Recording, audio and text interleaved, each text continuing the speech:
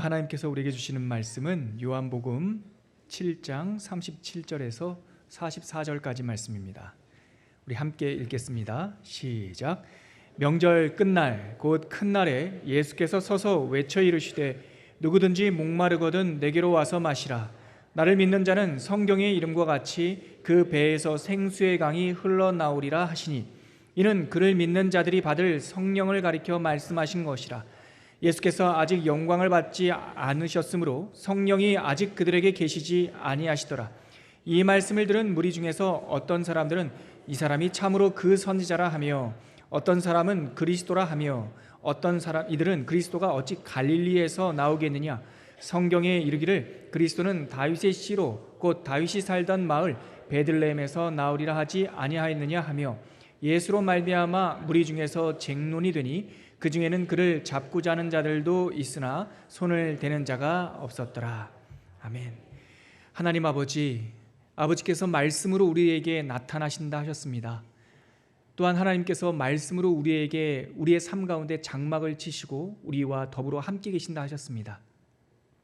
우리가 우리 가운데 내주하는 하나님 앞에 다시 우리의 주권을 내어드리고 말씀 앞에 이렇게 섰사오니 부활했던 그날 우리의 영혼 가운데 부활의 기쁨과 부활의 새 생명으로 가득 차게 하여 주옵소서. 오늘도 하나님께서 한 말씀 주실 줄 믿사오며 예수님의 이름으로 기도합니다. 아멘.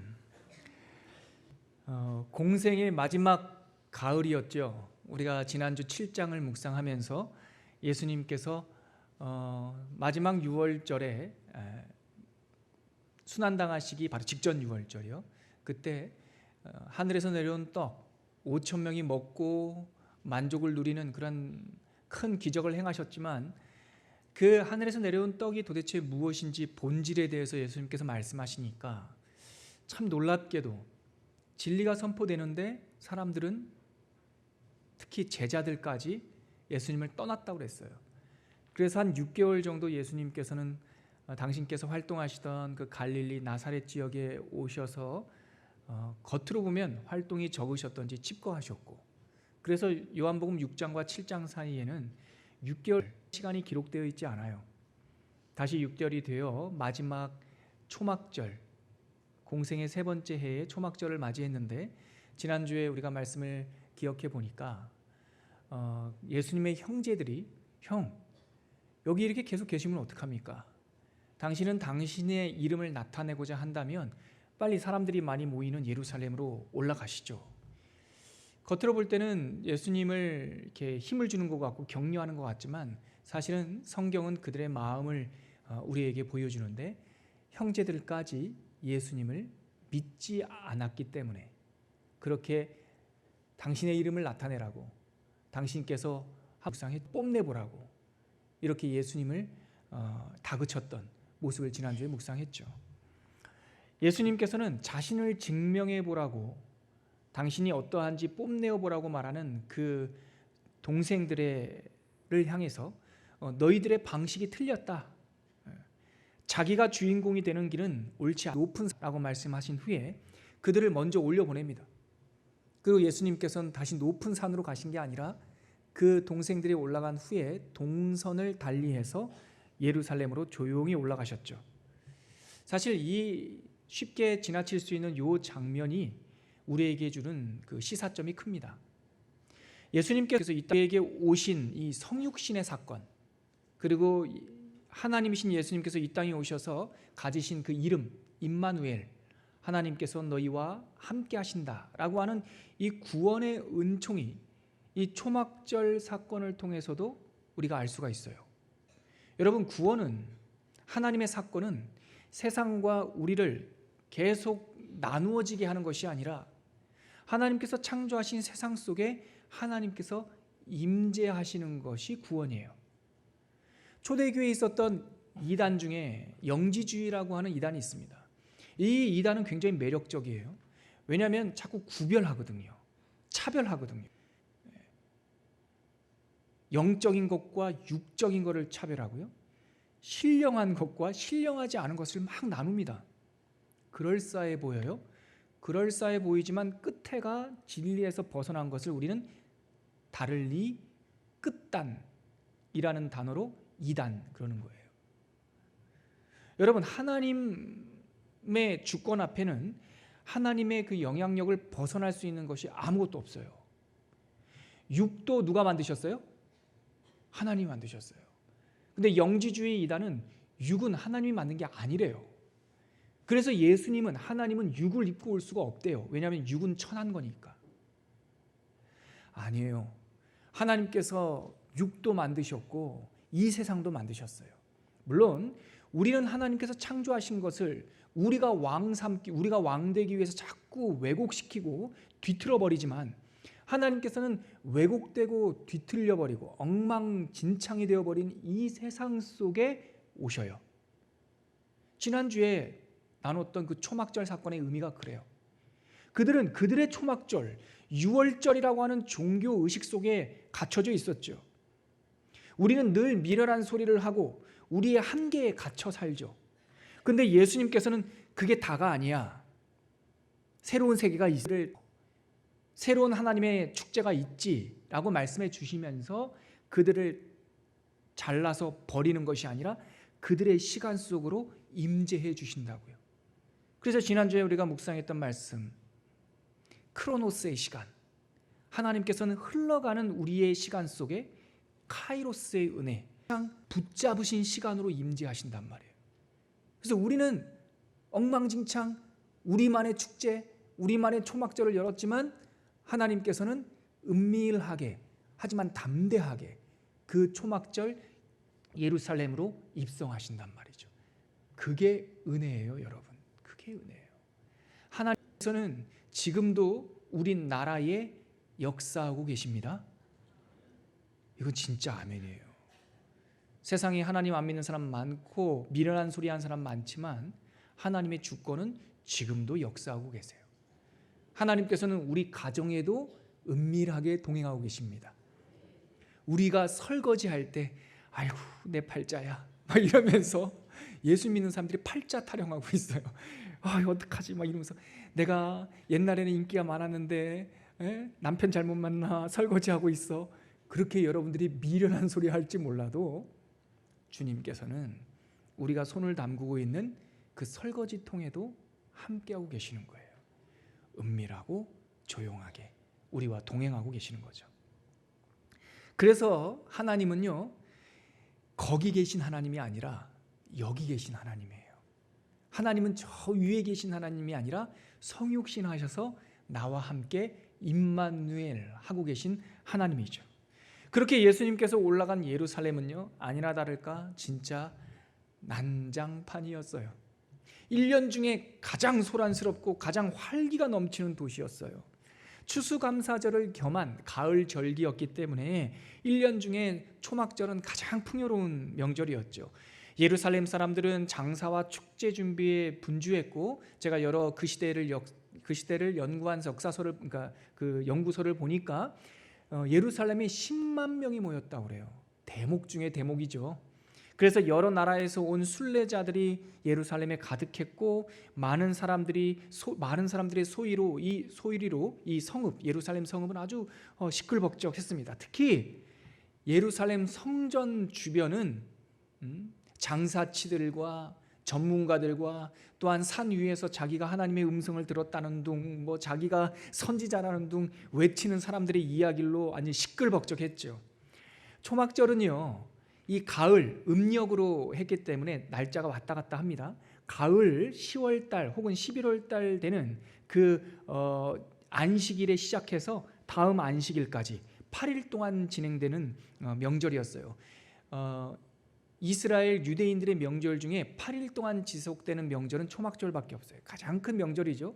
이 8일 첫 번째 안식일에 시작해서 7일 동안 하나님께서 우리들에게 광야에서 먹이시고 입히셨던 그 구원 사건을 기억하면서 이 초막을 지어요. 그래서 광야까지 못 나가는 사람은 이 사과상자, 옛날에 우리가 보던 사과상자 같은 볼품없는 널빤지를 갖다가 집 한켠에다가 얼기설게 집을 짓고 그 초막에 들어가서, 그 판잣집에 들어가서 일주일 동안 광야 백성이었다, 하나님께서 우리를 먹이셨지, 그걸 기억하면서 살아요.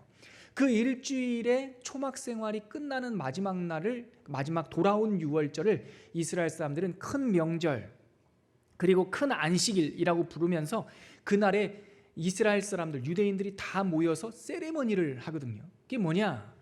대제사장이 먼저 성전 남쪽에 있는 실로암 연못가에 갑니다. 그래서 토기 같은 그릇으로 물을 한 통을 트죠. 대제사장이 물을 떠서 성전으로 걸어가기 시작하면 그 다음에 부제들, 다음 제사장들이 물을 떠서 그 대제사장을 따라갑니다. 대제사장들이 물을 뜨기 시작하면 그 다음에 유대인 남자들이 물을 떠서 머리에 이고 어깨에 이고.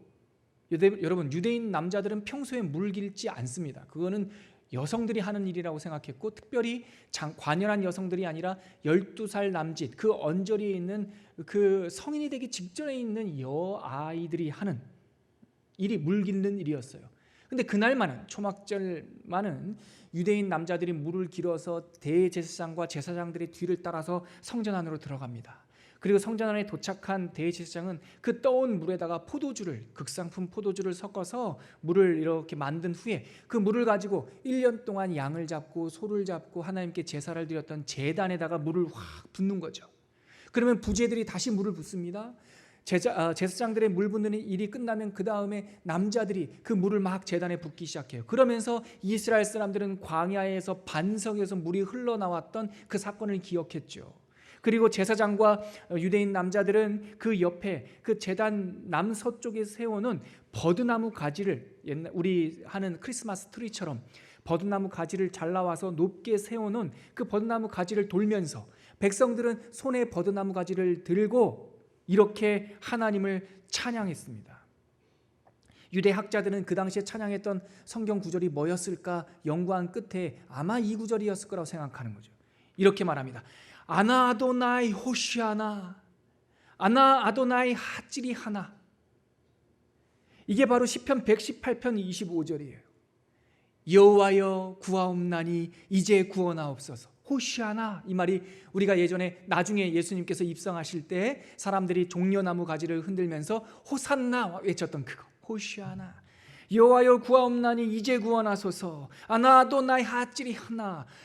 여호와여 구하옵나니 이제 형통케 하소서 라고 사람들이 수백 명 수천 명의 사람들이 아나 아도나이 호시아나, 아나 아도나이 하찌라히나 이렇게 계속 외치는 거죠.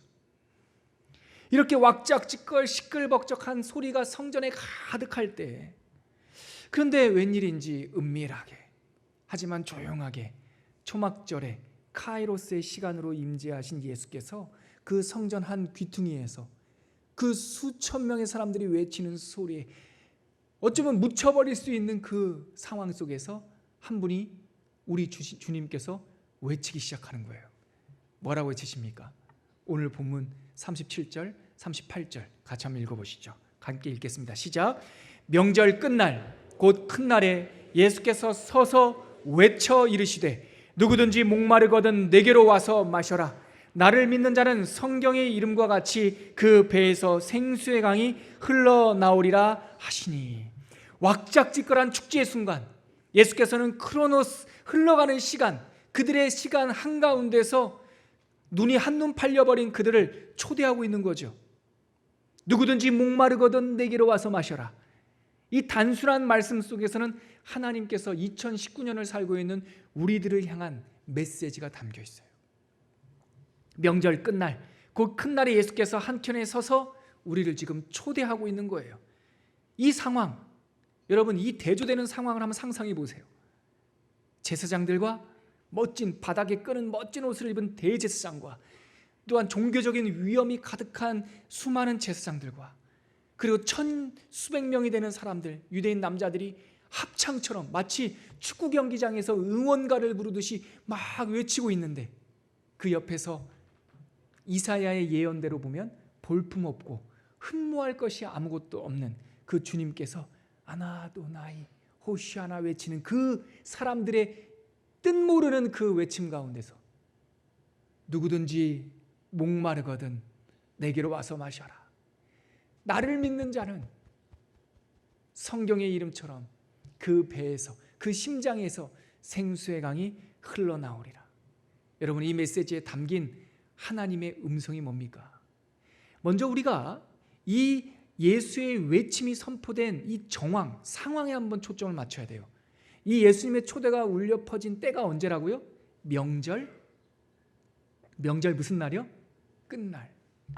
명절의 마지막 날, 그들이 큰 날이라고 외치던 그날 예수님께서 외치신 거예요.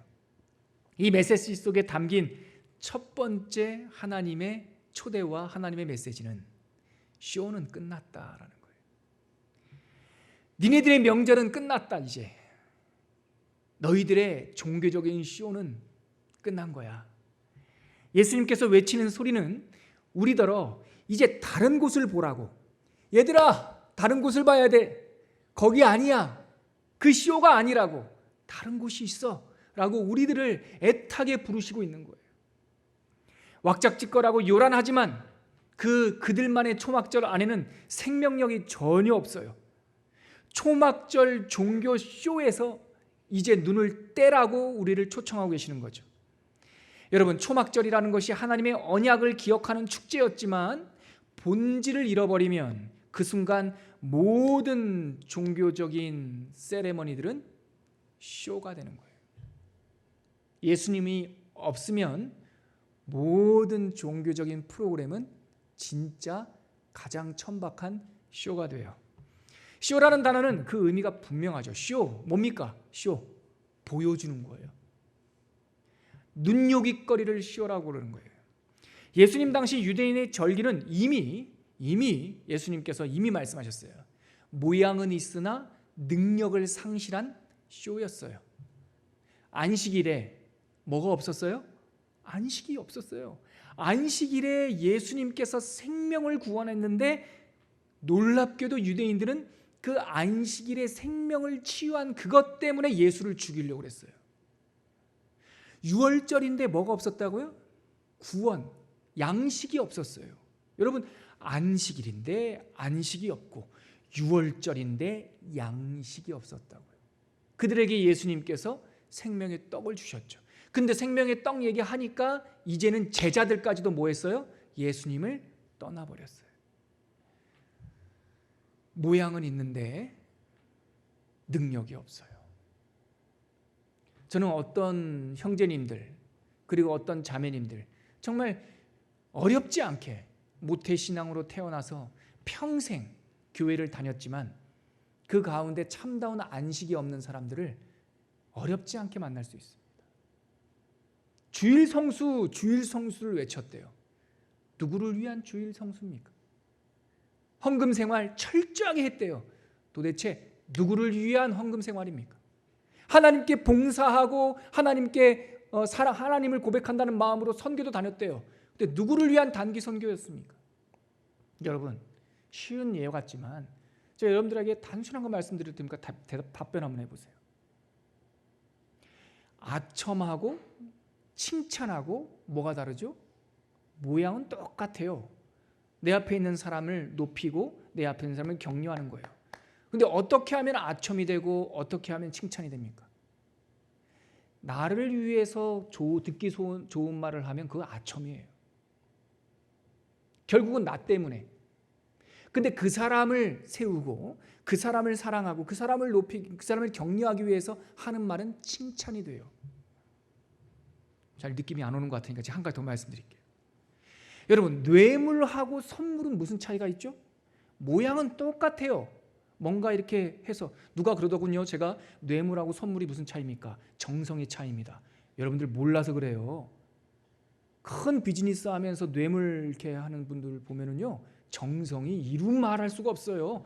그 사람의 취향, 그 사람이 뭘 좋아하는지 뭐가 싫어하는지 다 알아요. 그들의 정성 따라갈 수가 없어요. 근데 왜 그건 뇌물이 되죠? 왜 선물이 아니죠? 나를 위해서 주기 때문에 그래요. 나를 위해서 주면 뇌물이에요. 그 사람을 위해서, 그 사람을 사랑해서 주면 선물이 되는 거예요. 아무리 안식일을 지키고 아무리 주일 성수하고 아무리 헌금을 잘하는데 내가 복받기 위해서, 내가 형통하기 위해서 나를 구원하여 주셔서, 나를 형통하여 주셔서 아나 아도나이 호시아나 하찌라 히나 외쳐봤자 거기에 하나님 없으면 쇼예요. 그것은 종교적인 행사라고요. 주님께서 명절 끝날 그들이 요란스럽게 외치는 날 뭐라고 말씀하셨다고요? 이쪽을 봐라. 시온은 끝났다. 거기는 생수가 없다. 누구든지 목마른 자는 나에게 와라. 나를 믿는 자는 생수를 마실 수 있다.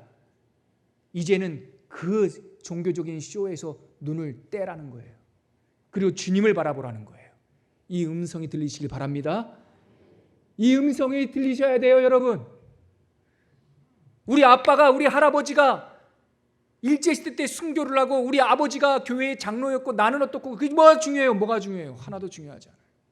여러분들이 예수를 보고 있냔 말이에요. 여러분들의 삶의 주인의 예수가 주인이란 말이에요. 예수님께 나와왔냔 말이죠. 예수님이 우리 안에 있으면 작은 곡식가루 올려드리는 것도 소재가 되지만 예수님께서 우리 가운데 없는 상태에서 소 1000마리를 잡고 수양의 기름과 천천의 감람류를 붓는다 하더라도 그것은 가증한 종교적 쇼가 되는 거죠. 주님께서 오늘 이 말씀을 통해서 마지막 초막절 기쁨의 축제에게 그 한가운데서 우리에게 주신 이 말씀 속에 어떤 메시지? 쇼는 끝났다. 나를 바라봐라. 나를 봐야 생수를 얻을 수가 있다. 이어서 이 말씀 속에 담긴 두 번째 메시지는 뭡니까? 우리의 눈길을 예수께로 향하게 하는 이 장면에서 들려오는 두 번째 메시지가 뭐냐고요? 바로 목마른 것이 복되다라는 거예요. 목마른 것이 복되다. 여러분, 왜 목마른 것이 복됩니까? 목마른 것은 불편한 거죠. 허기진 것은 불편한 거죠. 그러나 목말라야 생수를 찾아요. 허기가 져야 양식 귀한 줄 알아요. 우리 안에 영적인 목마름, 하나님의 나라에 대한 갈증, 하나님의 의에 대한 눈물, 나다나엘이 무화과 나무 밑에서 망해버린 이스라엘 나라를 위하여 통곡하며 기도할 때 네가 무화과 나무 아래에서 기도하는 것을 내가 보았노라라고 하는 하나님의 은혜가 임한다고요. 문제는 뭡니까? 목마르지가 않아. 배고프지도 않아. 먹은 적이 없는데, 마신 적이 없는데 만족한대요. 배고프지가 않대요. 이것이 바로 세상과 우리의 차이예요, 여러분. 제가 늘상 말씀드리고 또한 C.S. 루이스 선생께서 그가 회심하고 나서 깨달은 것, 전혀 세속적인 사람과 그 사람은 무신론주의자였어요. 나중에 하나님을 만나고 나서 극적인 헤아릴 수 없는 기쁨을 맛보았어요. 이 두 가지 극단적인 경험을 한 후에 C.S. 루이스가 고백하기를 교회 안에서 구원받은 성도들, 여러분들과 같은 크리스찬들과 세상 바깥에 있는 사람들의 차이가 뭐냐? 결정적인 차이가 뭐냐? 죄의 무게는 똑같다라는 거예요. 하나님의 죄의 저울에 대면 초원교회 성도나 저기 세상 가운데 있는 사람들이나 똑같은 죽은 죄인들이라는 거예요. 그런데 하나님의 구원을 받은 크리스찬들의 독특성이 뭐냐면 내가 죽은 죄인이라는 것을 깨달은 사람들이라는 거예요.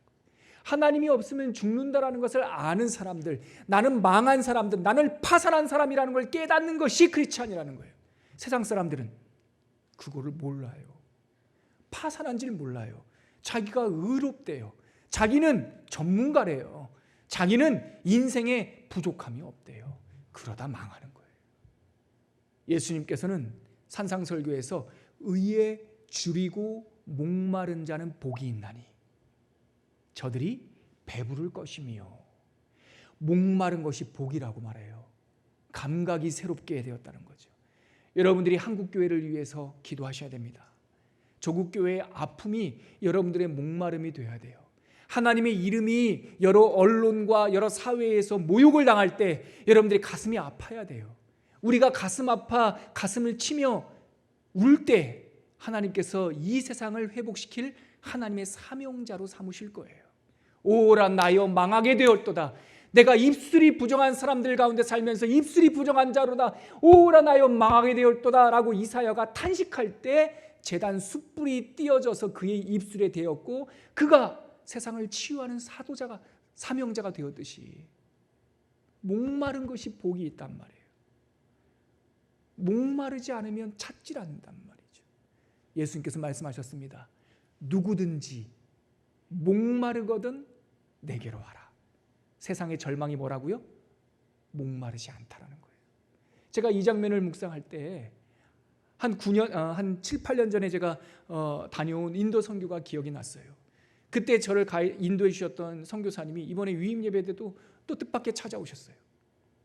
제가 첸나이라고 하는 현대자동차 그 공장이 있는 아주 큰 도시입니다. 서울보다 인구가 더 많다고 그래요. 인구를 헤아릴 수가 없답니다. 조사가 잘 안 된대요. 거기 가서 선교지와 또 불가촉 천민들 있는 그쪽 마을을 탐방하고 교회로 복귀하는데, 인도에 가서 처음 본 여러 가지 장면들을 봐요. 인도 사람들은 말이에요, 크락션을 계속 눌러요. 도로에서도 빵빵빵빵빵. 저는 너무 시끄럽고 여기는 왜 이렇게 도로 교통이 혼잡한가 그랬더니 제가 일주일 있으면서 알게 됐어요. 그들은 크락션 소리로 대화를 해요. 피하세요, 피하세요, 피하세요. 그러니까 이게 크락션이 위기 때 울리는 것이 아니라 그들만의 문화는 빵빵빵빵빵빵빵빵 계속. 나중에 알게 됐어요. 또 도시 한가운데 소가 왜 이렇게 많아요? 소가 한참, 우리가 예전에 세계사 시간 때 배웠죠? 힌두교를 따르는 그들은 이 소가 환생한 것 중에 가장 조상의 환생의 동물이라고 생각하기 때문에 소를 잡질 않는데요. 근데 또 놀라운 건요, 왜 이렇게 파리합니까? 도시에 사는 소들이 왜 하나같이 이렇게 삐쩍 말라 있어요? 참 신기하다 하는데, 제가 선교지를 갔다가 돌아오는 길에 골목을 이렇게 보는데 검은색 소들이 한두 마리가 그 골목마다 뭔가를 먹고 있어요. 쓰레기 분리수거가 안 되는 그 나라에서 골목마다 쓰레기들이 이렇게 쌓여 있는데 그 옆에서 계속 뭐를 먹어요. 그런데 소는 되새김질을 해야 되거든요. 사람들이 버리는 음식이라고 하는 것이 다 이게 매끈한 음식이에요. 풀이 별로 없어요. 근데 거기서 이 소가 되새김질하면서 뭐를 자꾸 먹어요. 그래서 제가 선교사님께 물었어요. 선교사님, 지금 소가 뭘 먹죠? 비닐을 먹고 있대요. 폐 비닐들이 쌓여 있는데 거기서 이 소가 계속 비닐을 먹어요. 그러면서 그 비닐이 소화가 안 되니까 또 되새김질하고 되새김질. 위 5개의 비닐로 다 차요. 그것도 충격이었는데 그 차 안에서 무심하게 던지는 한마디에 제 마음이 무너졌어요. 그러다 죽어요. 저렇게 먹다 죽어요. 도시에서 죽은 소들의 배를 이렇게 해부해 보면 비닐이 가득 차 있다는 거예요. 적어도 그 소는요, 허기는 안 질 겁니다. 근데 죽습니다. 세상의 문법이 그래요. 세상의 절망이 바로 이거예요. 먹은 게 없는데, 생수가 없는데, 영적인 양식을 먹지 않았는데 배가 부르대. 나는 아쉽지가 않대요. 예수님 믿자고, 천국이 있다고 이 세상이 다가 아니라고, 영생의 떡이 있다고 말하면 그들은 너나 믿으라, 너나 가라 그래요.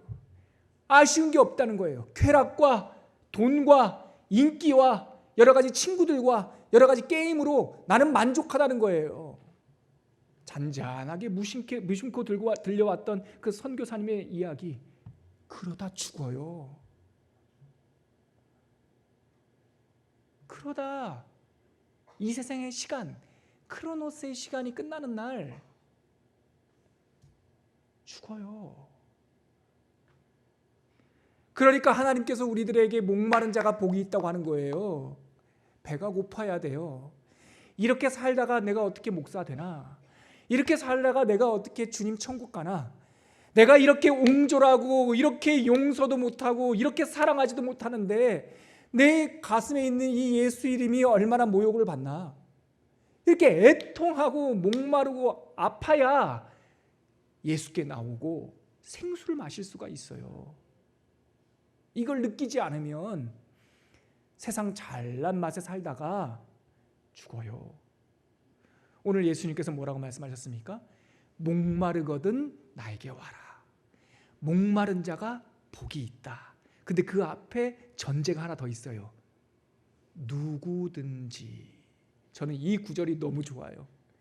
누구든지 목마르거든이에요. 우리 하나님은 우리의 과거를 기억하지 않아요.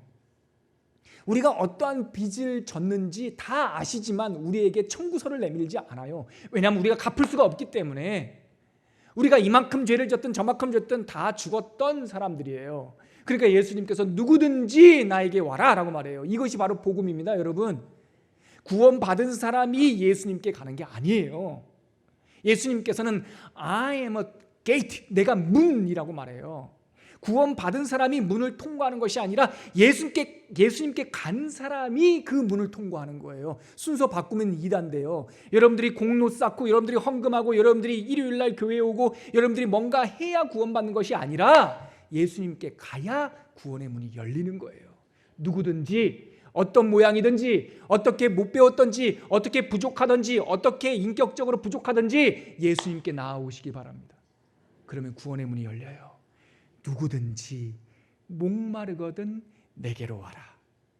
내게로 와서 뭐하라? 마시라. 세 번째, 이 메시지에서 우리에게 주시는 교훈은 뭡니까? 결국은 생수의 문제라는 거예요. 여러분, 생수의 문제. 이 부분이 좀 중요합니다. 여러분, 집중해서 들어보세요. 목마름이라고 하는 것은 뭡니까? 느낌이죠. 감정이에요. 허기지는 것도 느낌이자 감정이에요. 목마름과 허기, 세상에 있는 사람들도 가끔 막 정말 돈과 쾌락과 인정과 성취욕과 일과 비즈니스로 막 바쁘게 살다가 어느 날 갑자기 찬바람이 훅 들어옵니다. 우울해져요. 네. 그런데 그게 감정이라고 생각해요. 느낌이라고 생각해요. 그래서 정신과 가서 상담도 받고 또한 사람들 만나서 친구들 만나서 수다도 떨고 자기가 제일 좋아하는 음식도 먹고 그래서 그것을 그 허한 감정을 채우려고 그래요. 근데 여러분, 목마름과 허기짐은 감정으로 알게 되지만, 느낌으로 알게 되지만 이 문제는 감정의 문제가 아니라는 거 아시죠? 지금 누가 배고파가지고 굶어 죽게 생겼는데 너 어떤 느낌이 들어? 배고파요. 그래, 배고프지? 배고픔이라는 것은 라고 해서 상담 몇 마디 해서 배고픔이 해결되는 게 아니에요. 이 부분 참 중요합니다. 우리의 영적인 갈증은 느낌으로 오지만 이것은 심리적인 문제가 아니라고요. 이것은 감정의 문제가 아니라고요. 예수님께서 생수를 마셔라 라고 하는 것은 은유적인 비유지만 이것은 그냥 비유, 상징이 아니라고요. 이거는 실제예요. 뭐가 오면, 뭐가 임하면 이것이 해결이 돼요. 그게 쏟아지지 않으면 해결이 안 돼요. 먹지 않으면 계속 배고파요. 마약이 왜 고약합니까? 배고픔을 없이 해줘요. 진통제가 왜 치료제가 되지 못합니까? 아픔을 없이는 해주지만 치료는 못 해줘요. 뭔가 진짜가 와야 이 목마름이 해결이 된다고요. 진짜가 와야 이 허기가 해결이 된다고요. 주님께서 그 진짜가 뭔지 우리에게 말씀해 주셨어요. 같이 한번 읽어볼까요? 39절입니다. 같이 읽을게요. 시작. 이는 그를 믿는 자들이 받을 성령을 가리켜 말씀하신 것이라. 이 생수가 뭐라고요? 성령 하나님이라고요. 누구든지 목마르거든 내게로 와서 마셔라. 내게 오는 자는 성경 에스겔 47장에서 말씀하셨듯이 성전의 문지방에서 생수의 강이 흘러나오던 그 비전처럼 누구든지 나에게 오는 자는 그 배에서, 그 심장에서 생수가 흘러넘칠 텐데, 그 다음이 중요합니다. 이는 하나님께서 보내실 우리가 받을 성령을 가르쳐 말씀하신 것이다. 결국은 생수 문제예요. 결국은 성령 문제예요. 우리가 본질 집중력을 가지셔야 돼요, 여러분. 허공을 치면 안 돼요. 열심히 봉사한다고 채워지는 게 아닙니다, 여러분.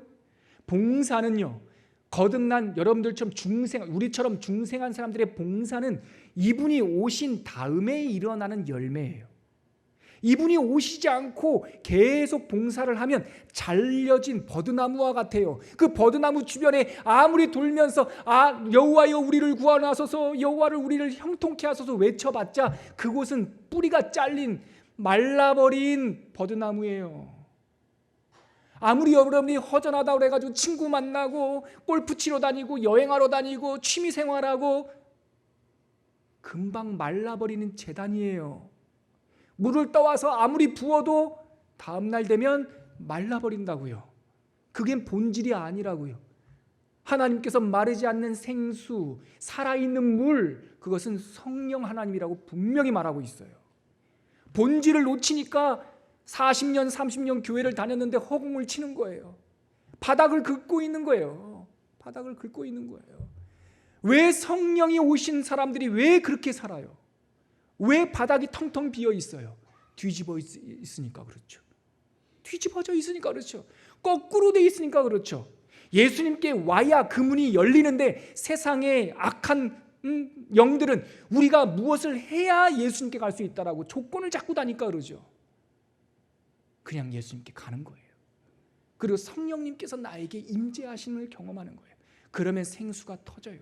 뒤집어져 있던 그릇을 다시 뒤집으면, 거꾸로 되어 있던 것들을 다시 뒤집으면, 내가 왕되고 내가 주인 되어 있던 삶의 방식을 송두리쳐 전복시켜야 그 위에 성령이 임하시는 거예요. 그리고 성령이 차야 흘러 넘치는 거예요. 오늘 주님께서 성령을 뿌려주시겠다 말씀하시는 것이 아니라 성령이 생수의 강으로 흘러 넘치겠다고 말씀하세요. 우리가 이 본질을 놓치면, 이 집중력을 잃어버리면 다 얻은 것 같지만 텅텅 비는 인생이 되는 거예요. 여러분, 우물 얘기하니까 기억나는 사람이 있지요. 여러분들, 아브라함의 아들 이삭 말입니다. 아브라함이 소천하고 천국 가고 이삭이 홀로 남았을 때 그 땅에 뭐가 왔어요? 기근이 왔어요. 그래서 애굽에 가려고 했죠. 애굽에 가면은 큰 세상의 방식이 있고 거기에 돈도 있고 물도 있고 다 있으니까. 근데 하나님께서 가지 말랍니다. 아비멜렉 그랄 땅에 새빵살이 하랍니다. 이삭이 참 귀한 것은 자기가 아무리 그렇게 생각했더라도 이삭이 성령의 사람인 까닭은 하나님의 말씀이 들려오면 설득된다는 거예요. 이렇게 생각할 수 있어요. 그러나 하나님의 말씀이 들려오면 내가 아니고 하나님의 말씀이 맞아요. 그래서 그 아비멜렉 땅 그랄 땅에 새빵살이 하죠. 그런데 중요한 게 뭡니까? 양을 먹이고 내가 살고 이 기근의 시대에 살아나려면 뭐가 있어야 됩니까? 생수가 있어야 된다고요. 문제는 생수예요, 여러분. 그래서 하나님께서 이삭에게 가는 곳마다 뭐를 파괴하죠? 우물을 파괴해요. 첫 번째 팠더니 에색이라고 하는 우물을 팠어요. 좋았죠. 그랬더니 원수가 와가지고 그 우물 못 파괴하네요. 그래 우물을 다 막아버려요. 그 다음에 그랬더니 이삭이 또 피해서 또 다른 우물을 파죠. 그것이 신나라고 하는 우물이었어요. 이랬더니 또 원수가 와서 그 우물 막아버리네요. 세 번째 골짜기까지 내려가요. 여러분, 골짜기에는 우물이 안 나와요. 근데 하나님의 사람이 가서 팠더니 우물이 나온다는 거예요. 그래서 그 골짜기에 분명히 내려갔거든요. 거기서 판 우물에 이름을 붙이는데 르호봇, 지경이 넓다 이래요. 골짜기가 왜 평평합니까? 골짜기는 골짜기예요. 그러나 골짜기에서조차 물이 나올 수 없는 지형에서조차 우물이 터지는 걸 보고 하나님의 지경이 넓다라고 선언하는 거죠. 그러고 보니까 하나님께서는 구원받은 사람들을 우물이 터지는 목 좋은 곳으로 보내주시는 것이 아니라 구원받은 사람들이 가서 파면 거기에 생수가 나온단 말이에요. 아멘이시죠? 구원받으면 저기 좋은 땅으로 보내주시는 것이 아니라 구원받은 사람들이 모여있는 이 땅이 좋은 곳이 된단 말이죠. 이 크로노스가 카이로스가 된다고요. 팠더니 르호봇이 됐어요. 근데 이 점에서 가장 중요한 거 있습니다. 이삭은 아비멜렉이 와가지고 계속 우물을 빼앗고 싸우고 우물을 막아버리는데 결코 이삭은 아비멜렉과 싸우질 않아요. 뭐와 씨름해요? 우물과 씨름할 뿐이에요. 본질에 집중하고 있어요. 본질에. 우리가 생수가 아니라 아비멜렉과 집중하다 보면은 이긴 것 같지만 져요. 생수가 아니라 환경 탓하고 있으면 똑똑한 것 같지만 미련한 거라고요. 문제는 뭐예요? 생수예요. 생수가 터지면 되는 거예요. 막으면 또 파고 또 파고 또 파고 계속 파는 거예요. 하나님께서 우리가 생수에 집중하고 있을 때 구하는 자에게 약속하신 성령의 생수를 허락하여 주실 줄 믿습니다. 이게 핵심이에요, 여러분. 이게 핵심이에요. 제가 작년에 개척하고 또 저처럼 교회에 부임한 여러 목사님들이 모이는 모임에 갔는데 한 목사님이 안타까워하면서 한국 교회를 위해서 고민하고 기도하는 목사님들의 모임이었는데 이런 얘기를 해요. 자기가 개척해서 10년이 지나 교회도 부흥하고 성도들이 모여가지고 건축을 했대요. 근데 교회 건축을 하려다 보니까 주변에 사람들이 반대를 하더라는 거예요. 그런데 주변에서 목사님 돌파하셔야 됩니다. 목사님 우리의 목표 교회 건축을 완성해야 됩니다. 막 용기를 주더라는 거예요. 그래서 교회 건축을 했대요. 주변에 있는 주민들과 계속 아파트 주민들과 분쟁이 일어나면서도 막 건축을 했대요. 그래서 건축이 완성이 됐죠. 2년 반에 걸쳐서 건축을 했는데 지역 주민, 아파트 주민들과는 원수가 되어버렸대요. 뭐 하다가 뭘 위해서 교회 건축해요? 뭘 위해서 교회 다녀요? 뭘 위해서 주일 성수를 하시냐고요? 뭘 위해서 헌금을 해요? 사람 살리려고 하는 거 아닙니까? 내가 살려고 하는 거 아니에요? 그런데 교회 건물 멋지게 지어놨는데 하나님의 이름이 모욕을 당하면, 교회 건물 멋지게 지어놨는데 주변 주민들과 원수가 되면 전도할 사람이 없단 말이에요. 본질을 놓쳐버리면 얻은 것 같지만 잃고, 본질을 놓쳐버리면 똑똑한 것 같지만 바보가 되는 거예요. 본질은 뭐예요? 쇼가 아니라 생수예요. 근데 이 생수가 성령이라고 말씀하셨고, 이 성령을 하나님께서 주를 믿는 모든 사람들에게 주시겠다고 요한복음 14장과 16장에 약속하셨어요. 그분이 바로 보혜사예요. 여러분 성령 세례 받으셨습니까? 확신이 없는 분들 맞죠? 많아요. 여러분 이 말씀을 기억하십시오. 주의 영이 아니고서는 예수를 주라 시인할 수 없느니라.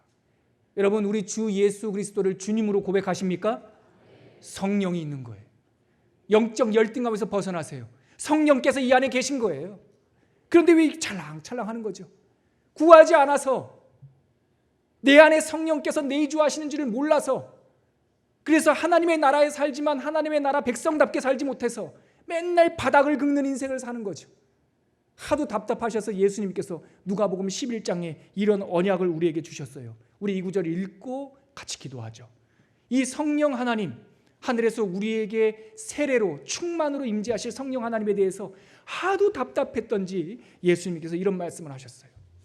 누가복음 11장 9절로 13절까지 말씀입니다. 제가 읽어드릴게요. 여러분 제가 읽어드릴게요. 여러분 이 설교가 어렵지 않아요. 한번 들어보세요. 예수님의 말씀입니다. 들어보세요. 내가 또 너희에게 이르노니, 이 너희는 예수님의 제자들입니다. 제자들이에요. 믿는 사람들이에요. 내가 또 너희들에게 이르노니 구하라 그리하면 너희에게 주실 것이요, 찾으라 그러면 찾아낼 것이요, 문을 두드리라 그러면 너희에게 열릴 것이니 구하는 이마다 받을 것이요, 찾는 이는 찾아낼 것이요, 두드리는 이에게는 열릴 것이라. 너희 중에, 못 알아들으니까 또 비유를 드세요. 너희 중에 아버지 된 자로서 누가 아들이 생선을 달라 하는데 생선 대신 뱀을 주며 달걀, 알을 달라고 하는데 누가 전갈을 주겠느냐. 13절은 같이 읽죠. 시작. 너희가 악할지라도 좋은 것을 자식에게 줄 알거든 하물며 너희 하늘아버지께서 구하는 자에게 성령을 주시지 않겠느냐. 아멘.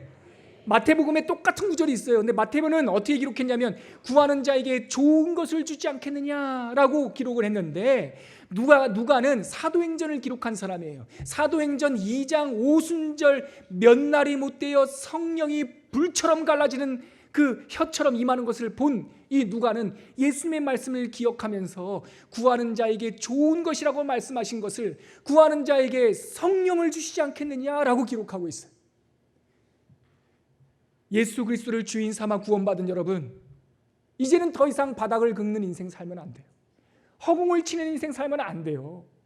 지금까지 예수 믿은 지가 20년 30년 전 됐는데 지금도 삐졌네, 서운하네, 마음에 안 드네, 음식이 맛이 있네 없네,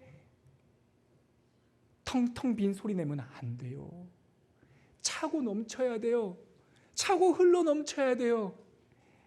해변에 다 같이 조개 주스러 갔지만 조개 줍다가 극상품 진주를 받은 사람은 주머니에 있는 조개가 짐이야. 다 버려버려. 너 가져 그래. 뭐를 받았으니까? 진주를 받았으니까. 해변에서 내 조개가 더 특이하게 생겼어. 내 조개가 더 이뻐. 쓸모없는 것으로 막 자랑하는 세상 속에서 진주를 받은 사람은 그래 내게 더 이쁘네. 누가 내게 더 이쁘지? 그럼 뭐라 그래요? 그래 이쁘네요. 내게 더 멋있지? 아 멋있네요. 내가 더 많지? 많으시네요. 그렇게 해드려요. 나는 뭘 받았으니까? 진주를 받았으니까. 흘러넘치는 인생이 그런 거예요. 성령께서 우리에게 오시면 말씀하신 대로 우리 심장에서, 우리 배에서, 우리 배라는 말이 우리 인생의 한가운데라는 뜻이거든요. 여러분 한번 손 대보세요. 여기서 생수의 강, 살아있는 물이 흘러넘치리라. 믿으시길 바랍니다.